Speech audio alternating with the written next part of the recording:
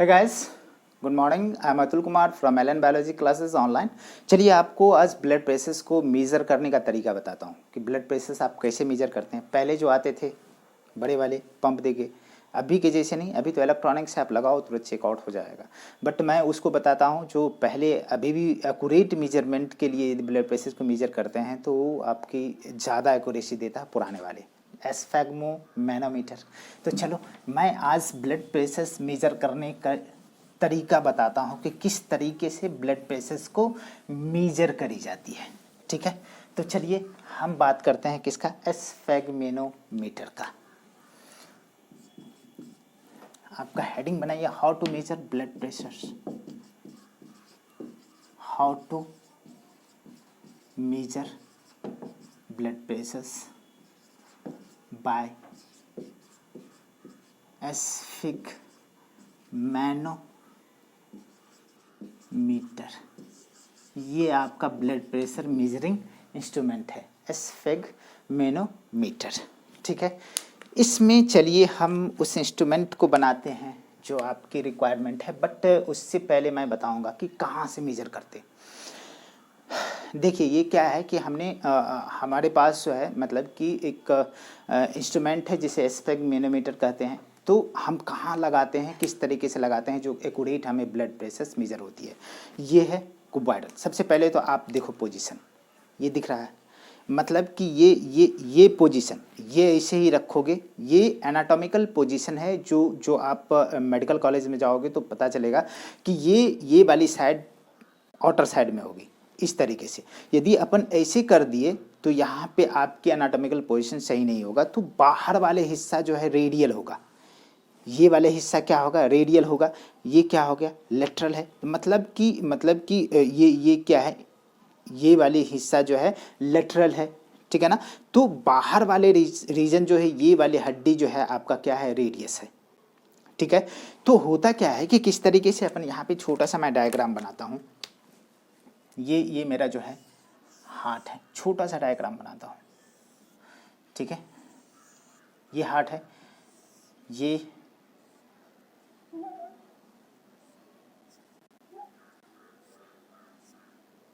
ठीक है।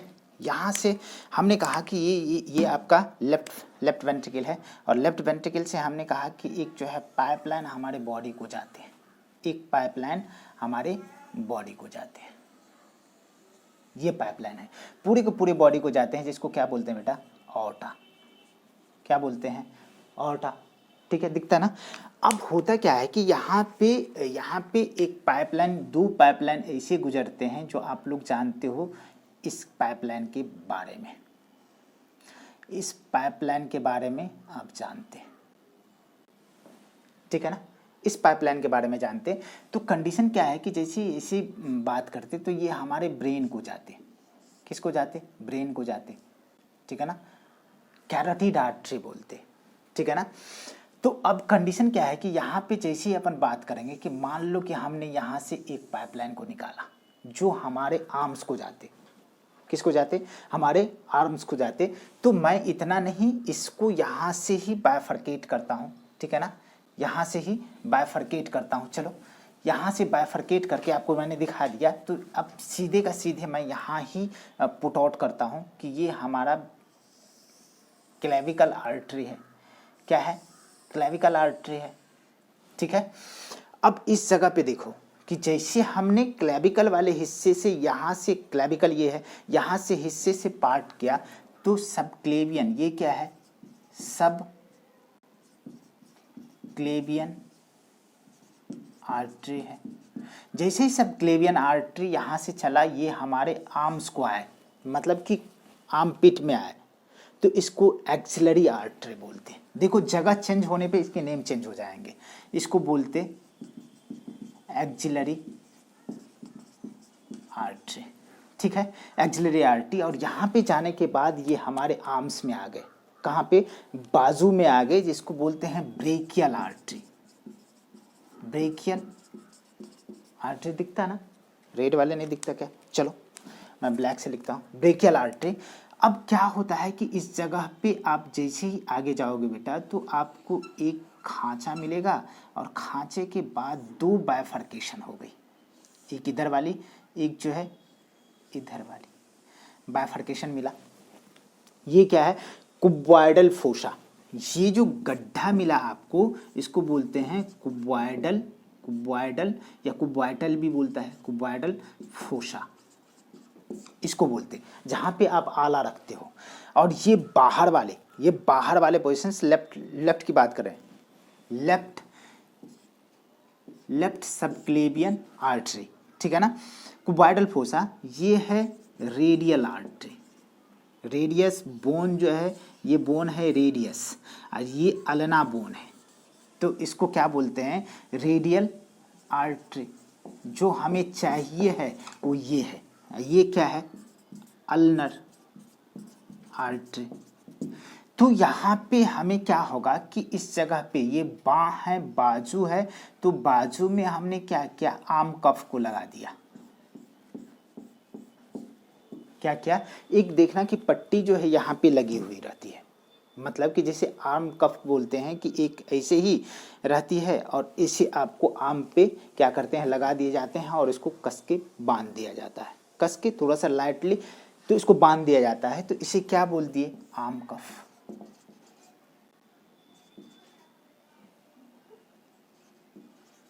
आर्म कफ। तो यहाँ पे जैसे ही अपन बात करेंगे तो आपको मैं एक लिटरली एक फिगर बनाऊंगा जो आपको बिल्कुल दिखेगा, तो अलग अलग हटा के मैं क्या कर रहा हूँ कि इस चीज़ों को मैं मेजर करने की बात कर रहा हूँ। तो यहाँ पे आर्म कफ लगते, मैं यहाँ पे आपका डायग्राम बनाता, दिखेगा ना। देखो बेटा कि ये हमने क्या कहा कि ये आपका एक जो है ये है, ठीक, और इसके अंदर हमारे पास क्या है कि एक स्केल लगी हुई है, स्केल लगी हुई है और इसमें आपका मरकरी फिल होता है। क्या होता है? मरकरी भरा होता है। ये मान लो कि हमने क्या रख दिया, यहाँ पे मरकरी को रख दिया, ये क्या है? मरकरी है, ठीक है। यहाँ से ही आपका जो है एक पाइपलाइन निकलता है, जो पाइप आपको आर्म कफ की तरफ जाते हैं, तो दोनों के दोनों मैं दिखाऊंगा कि ये आपका मान लो ये आर्म कफ है, तो मैंने ये आपको क्या बना दिया? आर्म कफ बना दिया।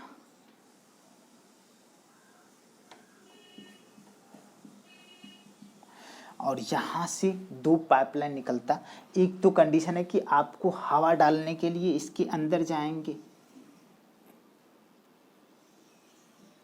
और एक जो है हमने क्या कहा कि एक जो आपको ऐसा करके और एक फूला हुआ पोर्शन होता है, यहाँ पे एक स्क्रू लगे होते हैं और यहाँ भी एक स्क्रू लगे होते हैं, ठीक है।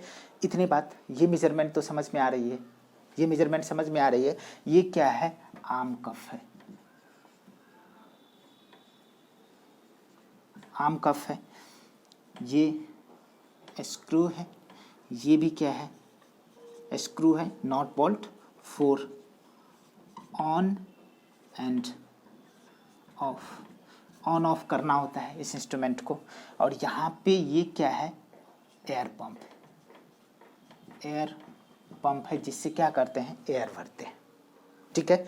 यहाँ देखिए बेटा कि यहाँ 20, 40, 60, 80, 100, 120, 140, 160, मान के चलो 180, 200 तक हमने क्या क्या बना लिया, स्केल है आपका, ठीक है। हमने यहाँ पे आपको आर्म कप पे इसको बांधा, लेफ्ट बाजू पे बांधा, और क्या किए कि इसके थ्रू एयर पंप के थ्रू जो हमने क्या किया, आपको प्रेशर देने लगा। ये आपका क्या है? ये रेड वाले चीज़ें दिख रहा होगा, क्या है? मरकरी, Hg, ठीक है ना। और ये क्या है? स्केल है,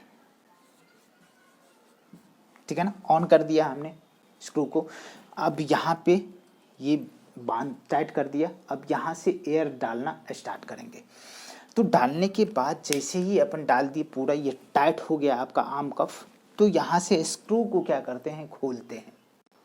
खोलने के बाद क्या होता है कि खोलने के बाद जैसे ही आप बात करोगे तो यहाँ पे आपका, यहाँ तक हमने हवा भरी, तो यहाँ आओगे तो आपका कुछ आवाज़ नहीं सुनाई देगा, कुछ आवाज़ नहीं सुनाई देगा। यहाँ पे आओगे ठक ठक ठक ठक ठक ठक आवाज़ करेगा, ठक ठक, ये नॉर्मल है। फिर से आवाज़ नीचे की तरफ आएगा। कुछ समझ में आ रहा है? कुछ समझ में आ रहा है? तो जो पहला जो साउंड आपका निकला, ठीक है ना, पहला जो साउंड निकला इसको बोलते हैं सिस्टोलिक ब्लड प्रेशर, और ये आखिरी वाला जो है इसको बोलते क्या, डायस्टोलिक ब्लड प्रेशर।